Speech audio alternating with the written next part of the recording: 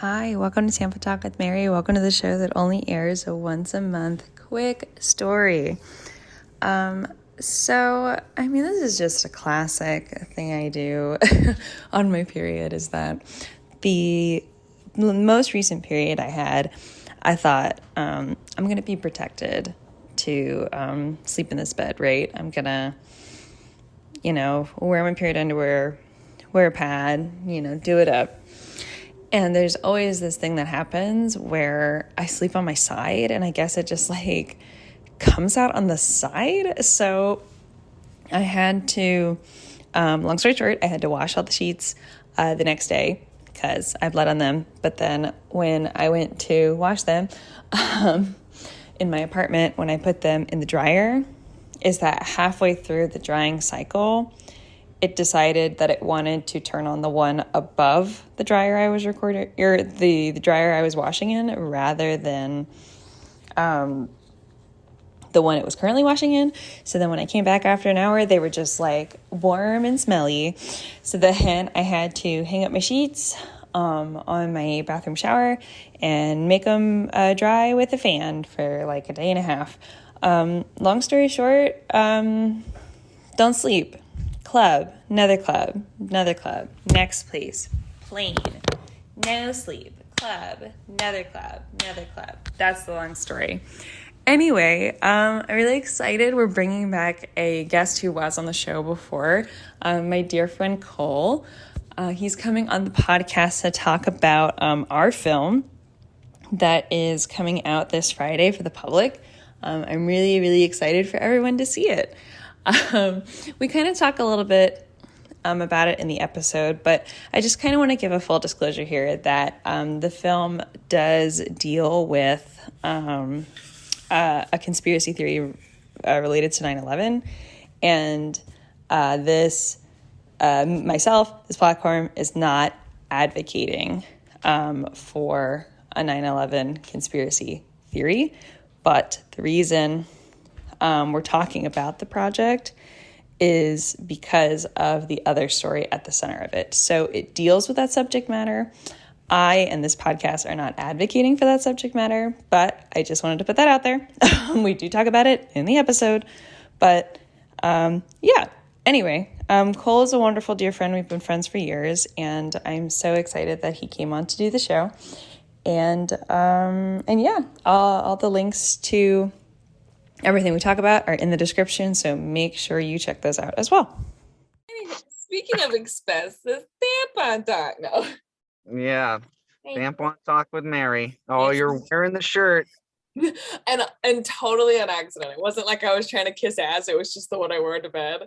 And I was like, oh, that worked out. Well, I'm glad people wear the shirt to bed. Mm-hmm. That's kind of, I don't know, with girls it's different. Girls can wear graphic tees, Yeah. Girls can basically wear anything. Boys, I have this thing, I almost would never want to do merch because I'm afraid that guys will wear graphic tees out about. Well, I'm like, I better not see you in a graphic tee, man. Why can't you wear a graphic tee? This is a pajama shirt. Guys should not be wearing graphic tees. Why? They look ridiculous. They look like children. Oh wow, you got a Star Wars t-shirt on? Okay, well, I think there's subcategories to what graphic tee you wore today says about you. Like a Star Wars tee, like a Batman t-shirt, like a Nirvana t-shirt. If you're a punk, and you go to bars and stuff like that, okay, I can kind of that'll kind of work sometimes, Mm-hmm. But a fandom is not a subculture, okay? I can agree with you there. If you're a punk and you wear a Ramones t-shirt, okay, or something like that. But yeah, just around town. So I'm always I always worry if I ever did merch that people men would wear the t-shirt. I'm like, this is a pajama shirt. I think if you did do merch though, you could put that in the description. You could be like, now I these would. are I for my would. boys only. You can't wear Yeah. these. So like girls can wear it wherever, because girls can get away with it. I'm not sure what the difference is exactly, but there's definitely a difference. Yeah. Anyway, have we like started or what? Well, Gonna be we in the can. show? If you want it to be, it can. Sometimes this is funny. I might put it in there. Okay. We'll bring this is the awkward part of the show where we bring the third party in the room. But welcome back to the podcast. You've been on the show before. Yes. Nice to see you again. What have you been up to since the last time you've been on Tampon Talk? Well, let's see. Last time I was on Tampon Talk, gosh, that was probably like 4 some odd years ago. It was definitely after we did lactose, because like I liked you at that point. So But now it's a different story. yeah, well, so I'll tell that story in a bit, but let's see. So since I've been on Tampon Talk, let's see. I graduated college.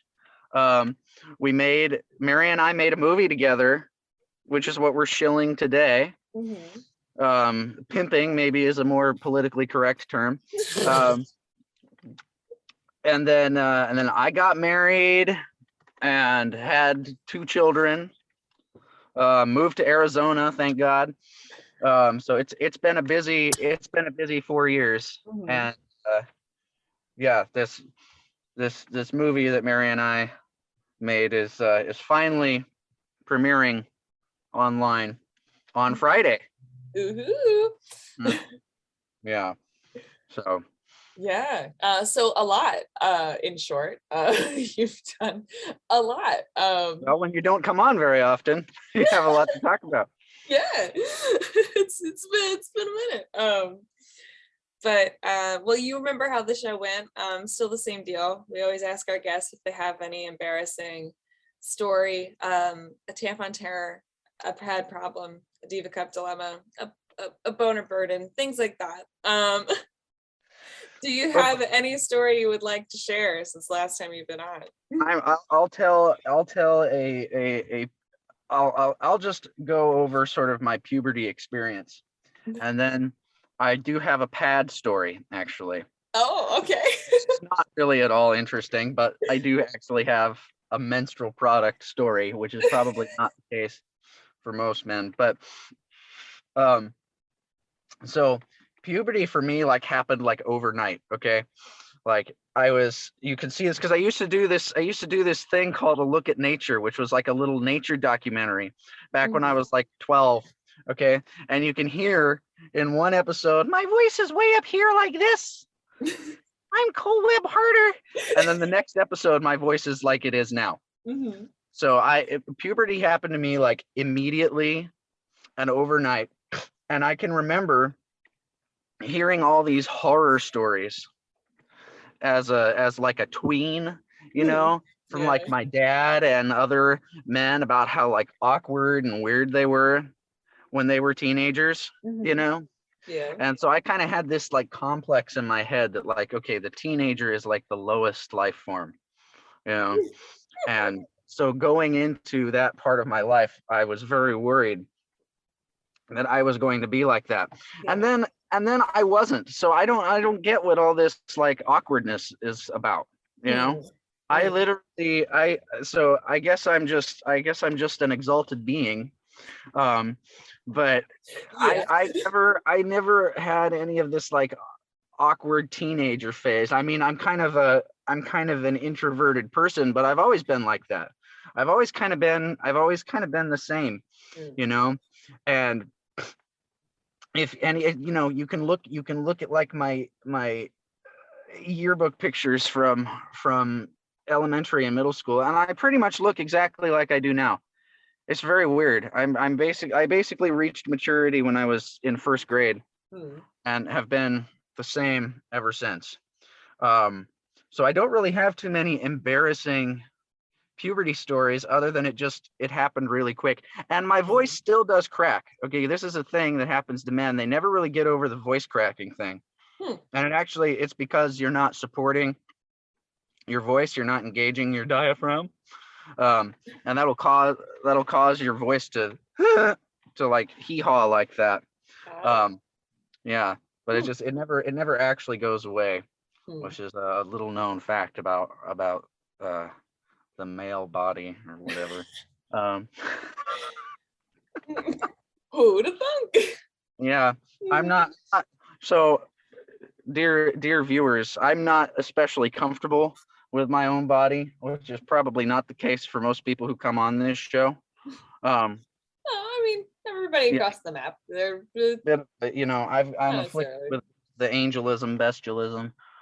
Anyway, yes, and the only story I have about menstrual products is I was in New Jersey with my wife's. We were staying with my wife's aunt and her family because we went to see Sunset Boulevard in New York when Glenn Close was doing the revival, which was just to die for.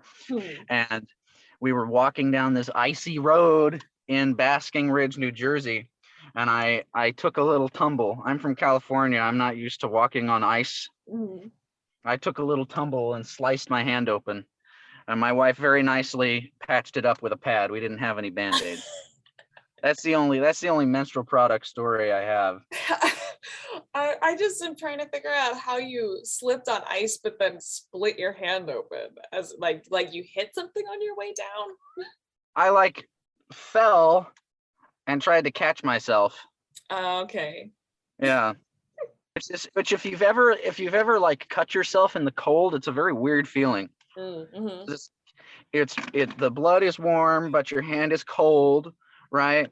But then there's also like the wound is doing that weird like healing thing that I don't know what it is, but it's like it's starting to heal it, so it feels like it's almost like a concussive kind of feeling. Mm-hmm. I don't know how to describe it.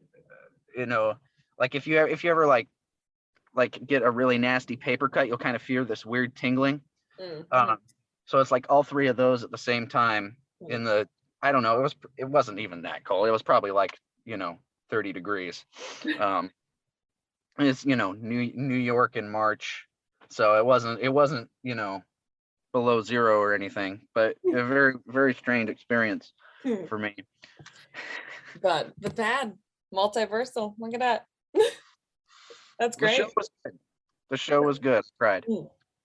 And Glenn Close auctioned off her false eyelashes and her gloves for AIDS charity. They went for 10 grand. 10 grand for eyelash? Wow. Yes, so some like 60-year-old gay man in New York is very happy now. I would like get a little case for them. I would like put them in a little trophy case on a little pedestal right by the door. People could walk in and be like, these are Glenn Close's eyelashes. But my favorite video contribution of Glenn Close was her video that she posted to Instagram about Notre Dame. I don't even know if you remember this at all. I don't remember this. Like the cathedral? Yes. So when it was on fire, like the top pillar part was on fire, she was talking about I forgot what movie she was working on, and that during the movie she would go like write in her journal at Notre Dame. She does, but she didn't know that Instagram videos like cut at a certain amount of time. Like at this time, it's only like a minute. So she was like doing the video, and she's talking about how she like worked on this movie, and that Notre Dame was like a part of her like I don't know, meditative routine every day on set or whatever. She's doing all this setup, and she's like, I just want to share this like piece that I wrote about going to Notre Dame and just how it made me feel, because I think it's really important in this moment today. And she says, I went to Notre Dame Cathedral, and then it cuts.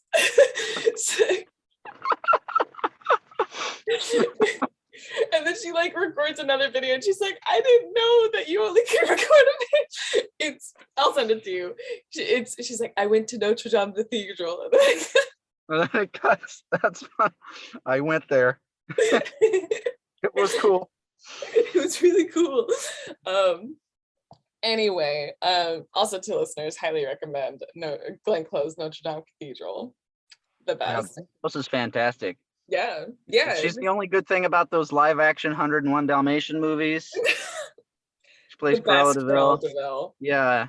Yeah. She's, Yeah. I mean, I didn't see this one with Emma Stone, but I kind of don't really see it. I don't see it. Glenn Close, kind of is Cruella Deville. Right. Like I didn't see the new one.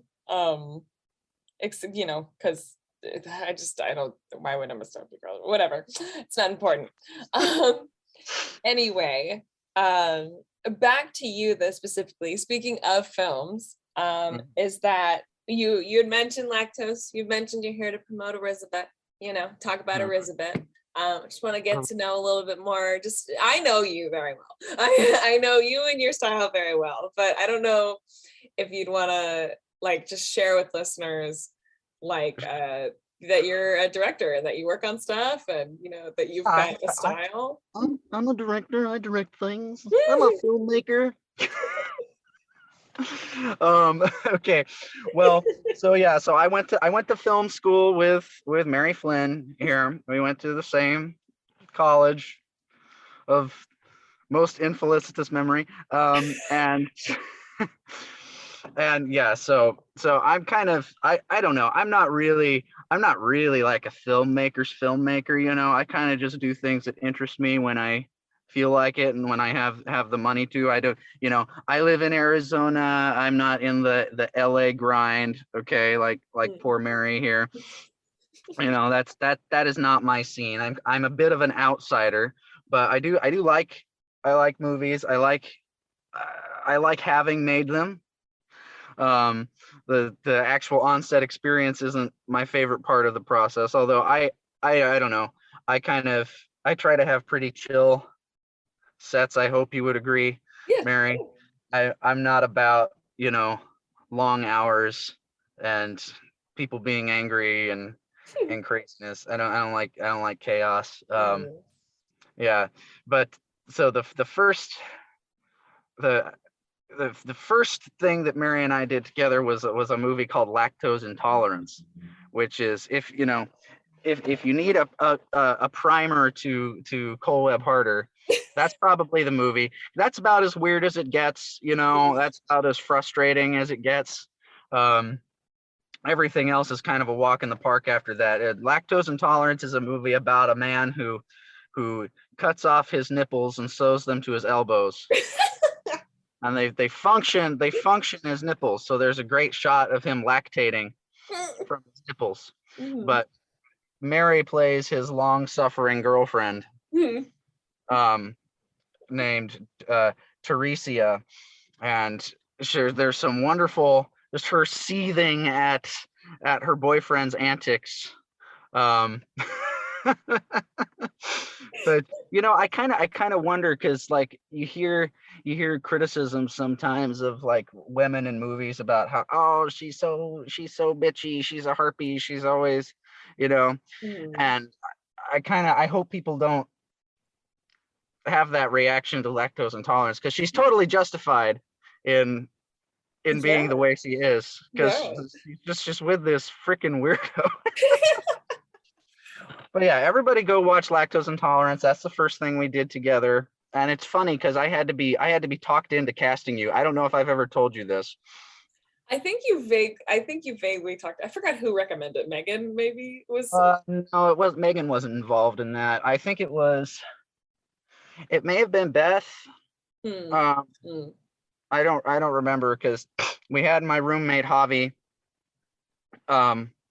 who was going to do it, and he was just brilliant. He brought this like glazed over, like oh yeah, mentally challenged thing to the character that I hadn't written, and it was brilliant.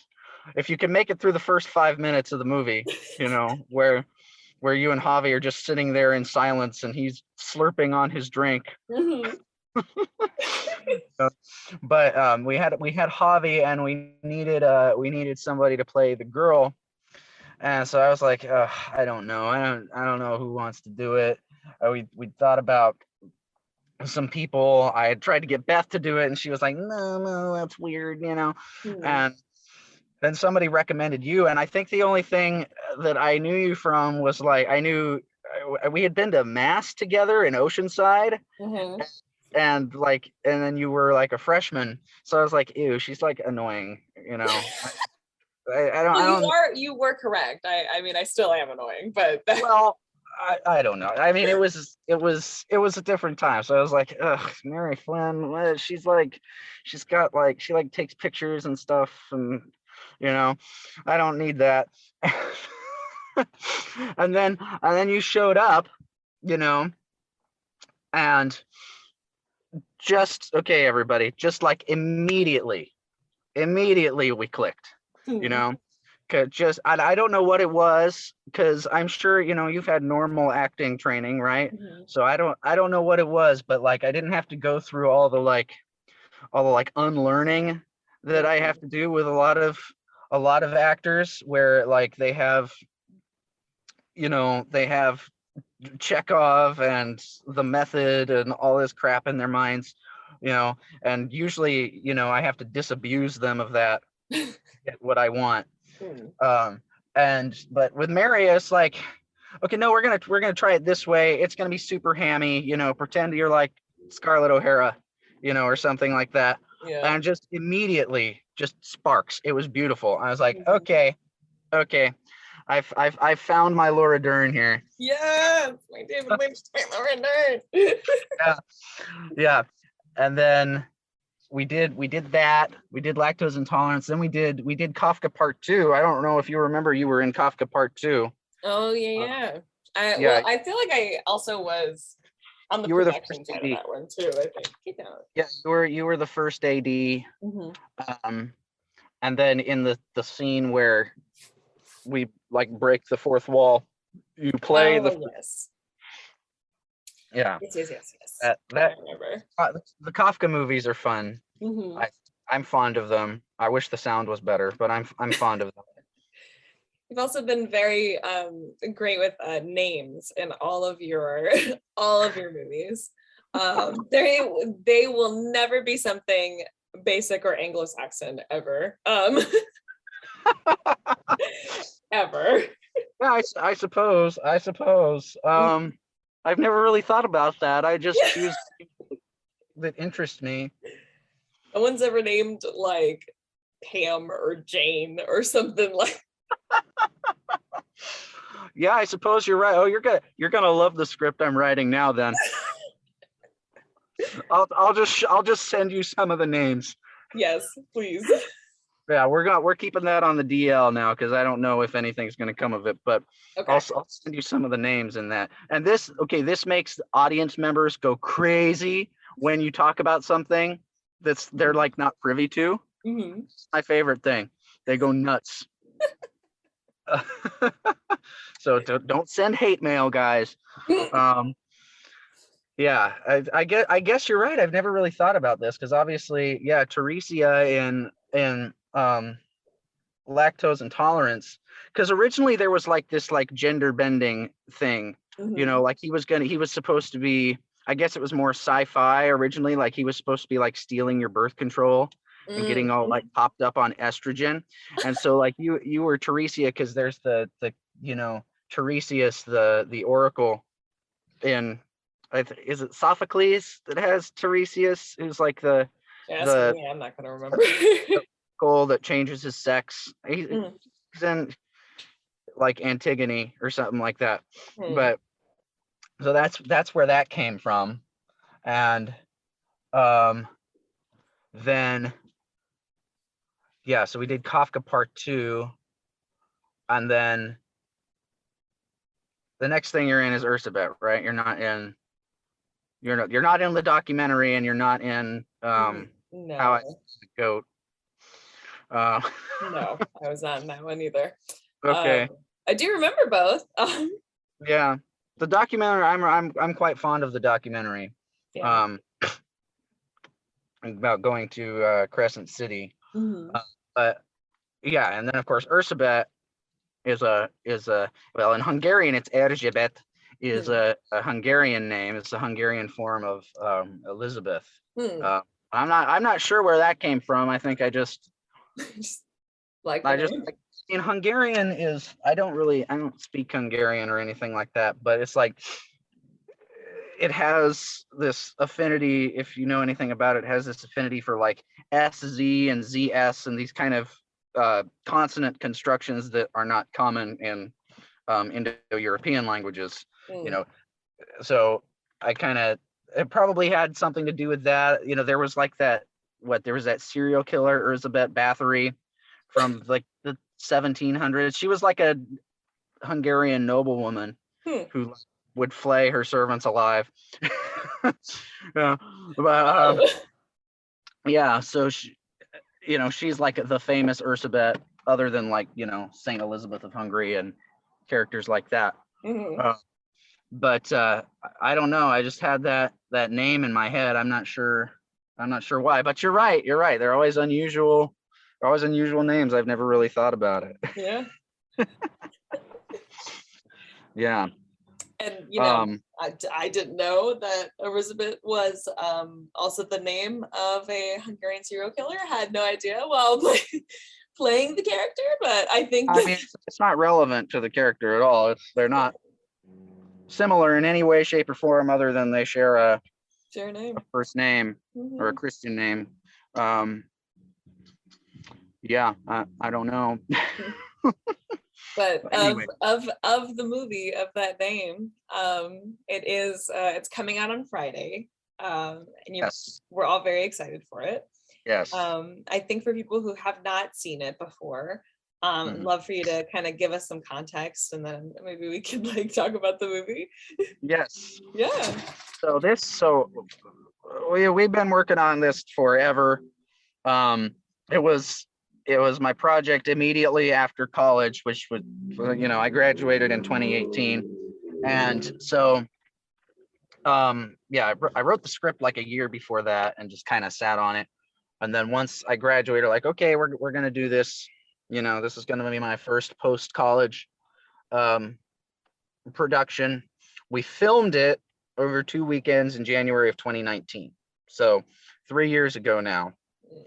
And then, you know, then I got married and the producer got married and we both had kids and the editor moved back to Montana and then COVID happened. And so it just delay after delay after delay.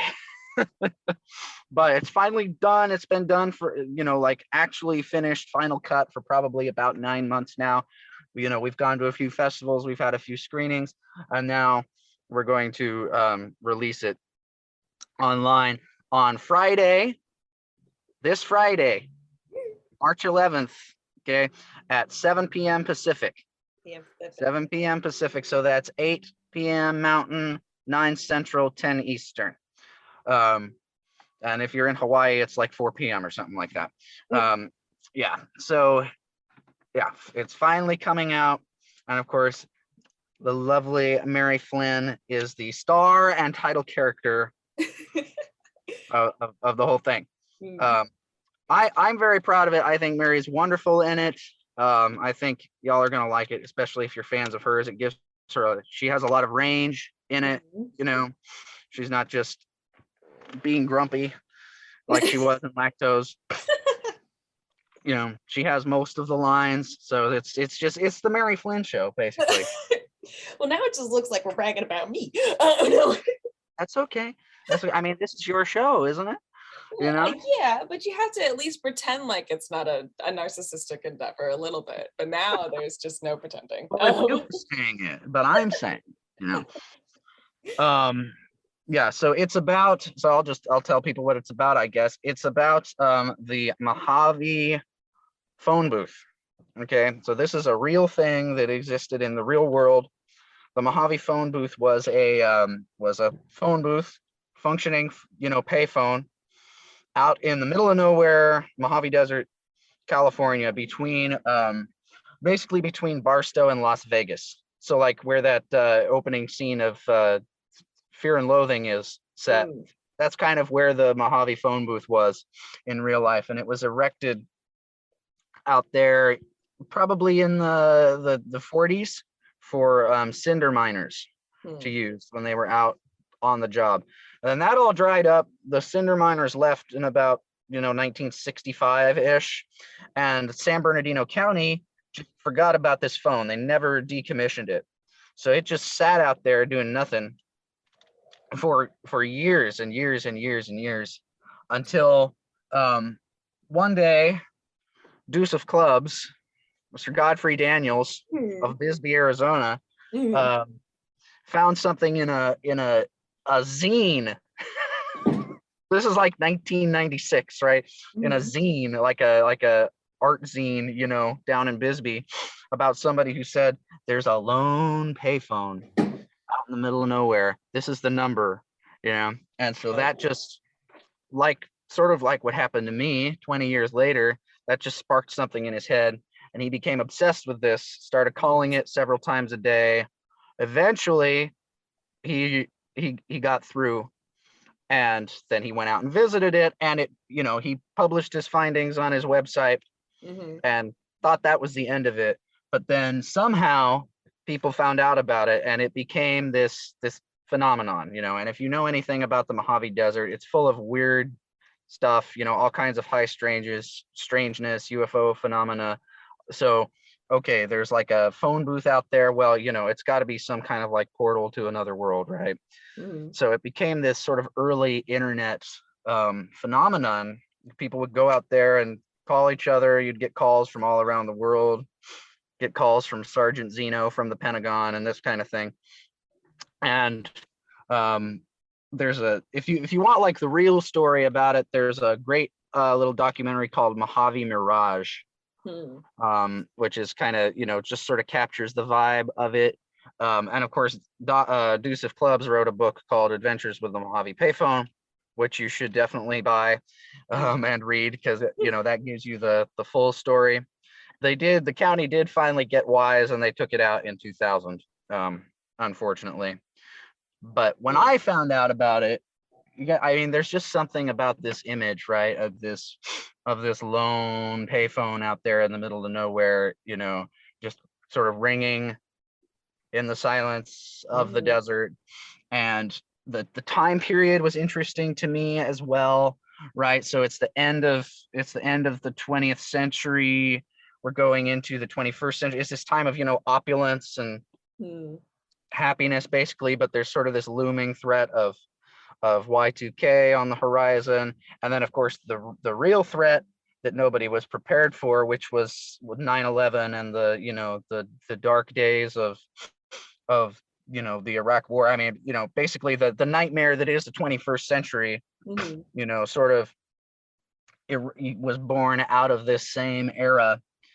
And so to me, it was just it needed as it was just interesting to me. I don't want to be one of these people like, oh, it demands to be told or something like Hmm. that, but it's like it just, yeah, that image and what it evoked just sort of spoke to me. and and that's how this story was born. Hmm. This intrepid, young girl, kind of a conspiracy nut, and her friends going out to this payphone, and the strange things that happen to them out there. Hmm. Yeah, it's a lot of fun. I'm very pleased with how it came out. I Yeah. think Yeah. hopefully that gets people hyped for it. And if you watch it live, okay, if you watch it live on Friday, there's going to be a special announcement at the end. Oh. There might be some, or you might be able to get some early access to things. But Oh. All we'll right. talk about this after the show. Okay. Yeah, and I think the other great thing about it is that even if you're sort of not at the center of this this story, is that at the heart of it, I think there's this story between like a daughter and her mother. Yes, Yeah. yes, and that was another thing that kind of interested me, because um, if you have, if you're in sort of the conspiracy world, right? Like, and especially back in those days when it was like mailing lists and dial-up modems and all that kind of stuff, like you would have felt totally alone, right?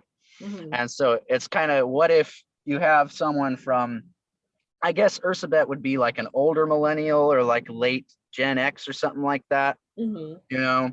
Um, and so what if there's kind of this like generational conflict between Ursabet, who at least thinks of herself as being sort of awake, right? Yeah. Versus her mother, who's like the most blue-pilled, fluoridated boomer you could imagine. And it's sort of about how they come to understand each other through the experience of a shared tragedy, I guess. Yeah, that's Yeah. very sweet. Yeah. So I think like I'm certainly not, me as a person, I'm not in that world of Yeah. like Disclaimer, Mary is not part of the intellectual dark web, guys. disclaimer, not a conspiracy theorist. Just full disclaimer. But I think that the thing that the story of them is what I cling to, and then like the understanding as to why people like get into these stories, I think is something that is something to be more deeply understood beyond just the theories themselves. So Yeah. that's another thing I really like about it. So Yeah. even if you totally are like, this is a bunch of baloney, there is a story at the center of it of like a teenager going through some very serious things, and Yes.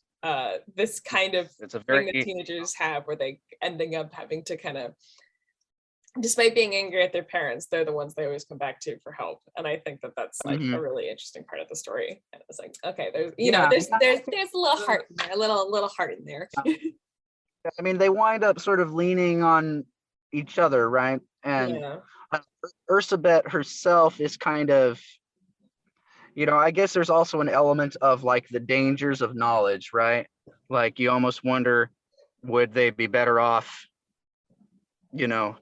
not having gone out there, not looking into the truth and all this kind of stuff. And it's not a clear answer. And I think she as a protagonist, I don't know. I'm like, I'm not super into like women's issues, but You a came lot on of, the greatest podcast to talk about that. yeah. I mean, I know it's interesting, but protagonists in my stories often do wind up being women, for some reason. I don't know what that's necessarily about. It's like people always think like you have an agenda and that you have like a message, and it's kind of just whenever you try to do something like that, it's always lame. It never works. It's always cringe, and you just kind of have to go with just what seems right. Like this story doesn't work if it's a boy going out there. Mm. It's like if it were a boy, it would just be like, what are you doing? Like, get a job, But since it's like it's like a girl, she's like an only child. It's 1997, it works differently for some reason. I'm rambling now, but Well, I don't know. I think what I'm getting at is I don't think she's like a poorly written, like token character or whatever, I hope. yeah, like I think there's something to that where those things exist where people are like, yeah, we are diverse because we put a token character here, but real diversity is being able to like make films that feature people in marginalized groups and not tokenize it and just it have it be normal and have it be like held to the same criticism that any other movie is. Like that is, to me, is equality. And I think not making that conscious choice of like, I'm going to do this because that is diverse. Like sometimes that's people's stepping stone to maybe get to normality when we're talking about this kind of thing. But the goal, I feel like, should be write whoever is appropriate and be able to just, you know, I guess this is a pretty diverse film. So you've got a female, like second generation Hungarian immigrant, right? You've got Sebastian, you know, who's of the LGBT community, and then you have, you know, the most oppressed group ever, the California Valley Girl, you know. So yes. Everybody follow Sunny Brew on Twitch, okay? Yes, yeah, she's wonderful. We stand Veronica Rulli too. She does. I like her. She sometimes plays Animal Crossing. If you need to just boost that serotonin, get in there. But yeah. Let's see. What else was I gonna ask? So the movie's coming out on Friday. It's been, you know, 3 years of it's been way extended because of, you know, life and such. Which honestly is probably for the best. I'm in a much better place to like do something with it. Now, and that's, you know, that's sort of the freedom that you have when it's a short film and it's all your own money is, you know, you can delay it for 2 years and nobody cares, you know, nobody's on your case about it. It's just sort of for your own satisfaction. Because that's what that was what I was gonna ask, is that, do you feel like it is better for waiting because of like it was for this, you know, if we had gotten it finished on the original timeline that I had, you know, it would have been done in like late 2019, right? So that was when Elizabeth, my wife, was pregnant for the first time. We lived in a friggin' trailer in Orange County. And then of course COVID was on the horizon, which we didn't know at the time, but that would have been, you know, horrible to have had it come out, you know, right before the world shut down, you know. So, you know, when you know, you don't have an infant. I mean, we have a new infant now, but that's, you know, second infant is different than the first one. You know, and like an actual place to live and, you know, money. So it's, you know, I think it's a much better place to be. And especially now, people won't have to wait so long for the next thing to come out. Because I've already got stuff in the works. So yeah, I think for this project, it worked out much better. There are other things that you want to get out immediately, you know, that it would really lose its sort of, you'd sort of lose your thunder if you waited, but not with this. It was a blessing in disguise, a happy accident to if you can believe it. Okay, Mary sends me like a David Lynch video like once a week. And it's always just him in his weather report going, if you can believe it. There goes my cats. And it's because I can't play them at home because it freaks out my cats.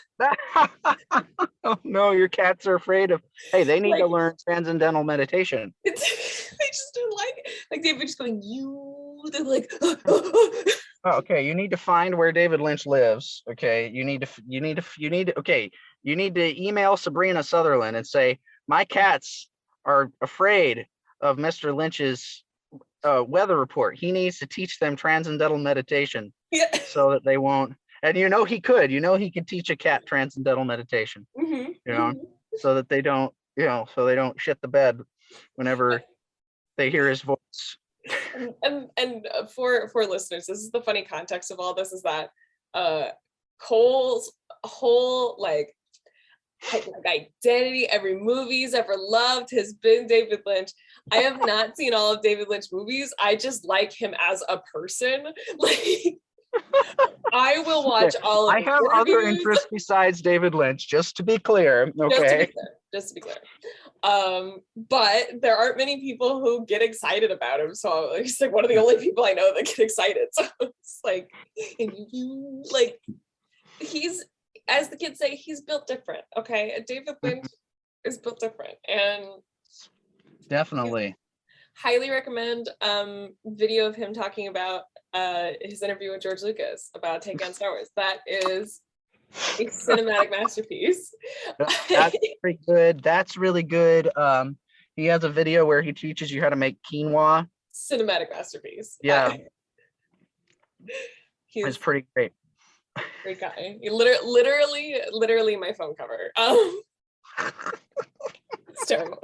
Preston found this. I don't even remember what this is from, but this picture of him. Oh yeah, that's him and Isabella Rossellini. Yeah. Who was his girlfriend for a while. Isabella Rossellini is the daughter of Ingrid Bergman and Roberto Rossellini. Oh wow. Yeah, and they were together for a while. You know, she was in Blue Velvet, but they also did a movie together where they're like, or is I can't remember if she's actually in it, but David Lynch is like the romantic interest in it. It's called like it's not Frankie and Zelly because that's J.D. Salinger, but it's something along those lines, you know. And I think that picture is from that era when they were doing that. Oh. Yeah. Preston also wanted me to say, this is live coming in. He said, say David Lynch is also the hairline king, unbeatable forehead. Yes, he does have a very Finnish, you know, sort of look to him. So yeah, he's got the forehead, he's got the hooded eyes. Just what splendor, what joy, David Lynch. So yeah, well, when you finish Elizabeth on Friday, go consume some David Lynch content. Yes. But did you, as director, father, creative Cole, have any final thoughts, any takeaways that you want people to have from Elizabeth when they see it? Well, you know, I mean, I'm not into, you know, I never discuss meanings or anything like that. So, you know, I would just say, you know, you've got to go into it with an open mind and just kind of roll with the punches and, you know, really sort of feel the movie instead of trying to figure it out. You know, if you try to figure it out, you know, you'll have a bad time. If you just sort of allow it to work on you, you'll have a good time. Yeah, you know, it's only about 40 minutes long, so you're not giving up too much of your life to silly nonsense. Yeah, not even an hour. Yeah, not even an hour. Yeah, it'll. I don't know. I'll send you the link so people can have the premiere. Yes. Okay, I was gonna ask, like, so the link will be down in the description. So yeah, go check it out. Yeah. Indeed. Set yourself a reminder for Friday night. Set a reminder. And I actually do have, so my YouTube is you know, youtube.com/the Andalusian Peafowl. And then my actual website is Webb Harter, COLEWEBBHARTER.XYZ. And you can also, if you want to send me that, I can put that in the description. I'll send you the linky loose. Yes, please. Yeah. Yes, please send me the linky loose. But, well, any takeaway message? Any last minute things you want to say? Get it out. I think we're probably good. I just want to say I think you're wonderful in this movie. I love working with you. I can't wait to keep working with you in the future. You know, Lord willing. And of course, you're crushing it out there in Hollywood right now. So, you know, thanks. Good work. Yeah, it's brilliant. It's nice to have, you hear all these like actors talk about who their early like director pairings were. And it's nice to be able to have that, you know. I'm just like them. And that was Cole. Isn't he fun? Isn't he fun? I'm so happy to have my David Lynch to my Laura Laura Dern. But if you're interested in seeing the film, like he said, he gave every time zone. It comes out in all those times in your time zone this Friday. So watch it live, see what the live announcement is. We talked off air. I know what it is, but I want you guys to know what it is. So check that out on his YouTube channel. It's tagged in the description of this episode. And yeah, what's my final thoughts? My final takeaway, you ask? Thanks. I'm so glad you asked.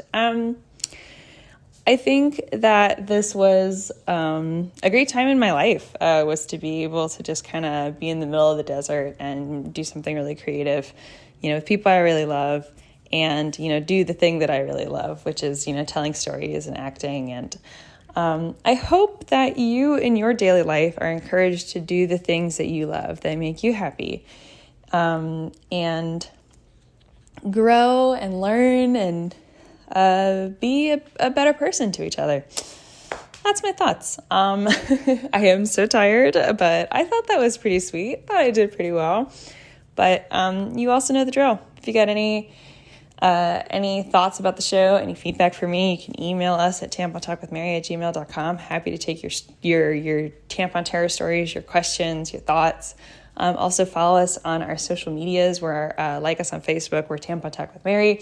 Follow us on Instagram, we're Tampon Talk W Mary. We're also on the Twitter. Don't really use it that much. You could probably just go to mine and use that one instead. I talk about Tampon Talk on there sometimes. But yeah, keep on bleeding. It's going to be okay. And we'll see you next time on Tampon Talk with Mary.